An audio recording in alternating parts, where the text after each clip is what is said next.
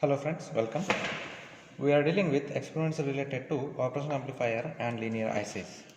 Today we will be conducting an experiment on a linear IC, that is IC 555. You can see here the block diagram of 555 IC. The name 555 is given because of the three 5 kilo ohm resistors connected between pin number 8 and pin number 1, that is VCC to ground, and in between those we have many other components connected within the IC. As we know, the 555 timer can be worked in two modes, astable and monostable multivibrator. So in monostable multivibrator, the outputs will be in the form of pulses. Today we will be verifying the output voltage of monostable multivibrator, that is we are checking for the generation of pulses using the 555 IC. As you can see, the 555 IC is having 8 pins, out of which the pin number 1 is ground, 2 is triggered, 3 is we are taking output from it, 4 is reset pin, 5 is voltage control, 6th one is the threshold, 7th is discharge, and 8th we are connecting plus VCC. Now we are making use of this 555 IC with RC network to generate the pulses.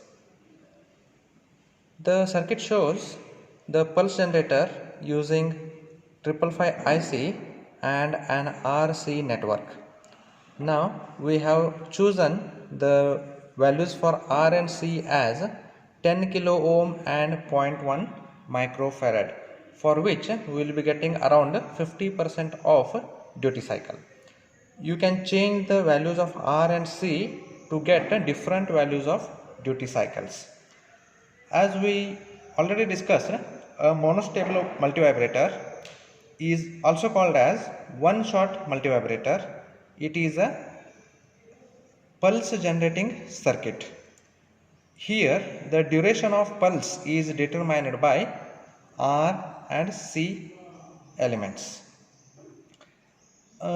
In stable state, or you can say in stable mode, the output of the circuit is approximately 0, and whenever an external trigger is applied at pin number 2, then the output is forced to go high from 0.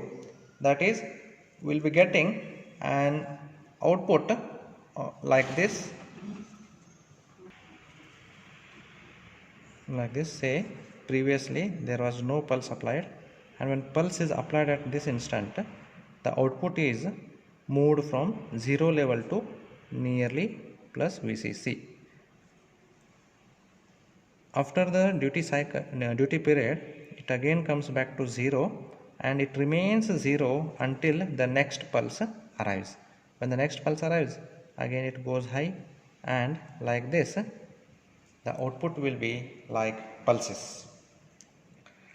Now the time for which it is high is determined by the external elements connected. Those are resistance and capacitance. Depending on that value, the time for on period will be determined. Now at the end of the interval, the output means at this point I am talking about, at the end of the interval it comes back to 0, and as I said, it remains in this condition until the next pulse is applied at pin number 2, and hence the cycle repeats. As you can see, this circuit has only one stable state, either it is low or it is high, hence the name monostable. Now we will connect this circuit on the breadboard and we will verify for the output waveform. Later we will change the values of R and C, and we will determine what is the T on, the on time duration for a particular output pulse. Now we have connected the pulse generator using IC 555 on the breadboard here. You can see the notch on this side and the pin numbers start from 1, 2, 3, 4, 5, 6, 7, 8 on the other side. As we discussed, pin number 8 is connected to plus VCC. You can see the red wire, it is connected to pin number 8. Pin number 7 and 6 are shorted using the small red wire, and it is given that wire is connected to one end of the resistor. Similarly, from pin number 3 we are calculating the output, and it is connected to the CRO or DSO channel 2 we have used. At pin number 5 one capacitor is used here, and at pin number 6 and 7 to ground, that is one more capacitor is used. And you can see for that DCB, for that capacitor I have connected a DCB, a decade capacitance box, as I am varying the value of that capacitance. Now see, at pin number 2 I have connected it to the signal generator, of which the frequency is 501 Hertz, around 500 Hertz.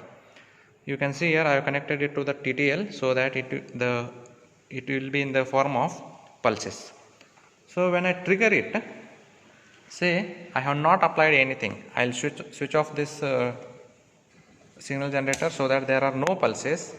You can see on the DSO that the blue indicating the output is at ground level.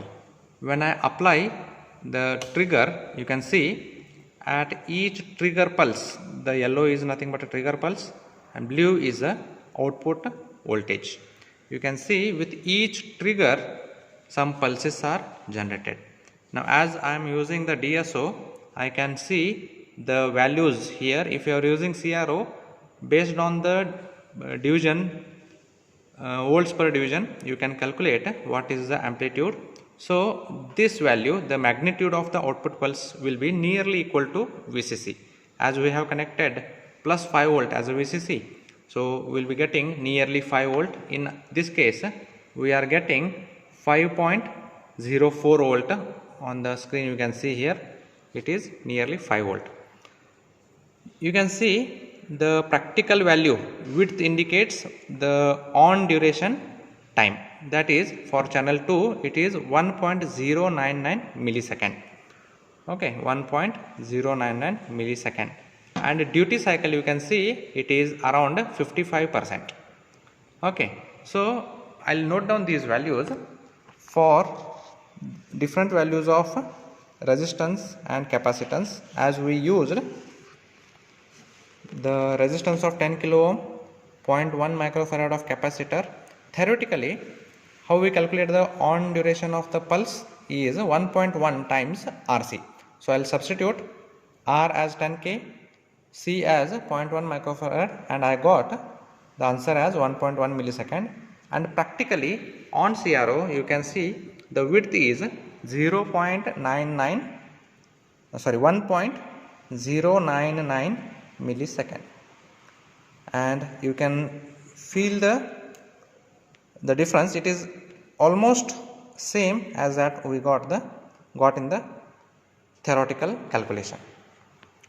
Now you can change the value of this resistor, and in this DCB you can change the value of capacitor and verify what is the width of theoretical as well as practical values. Thank you.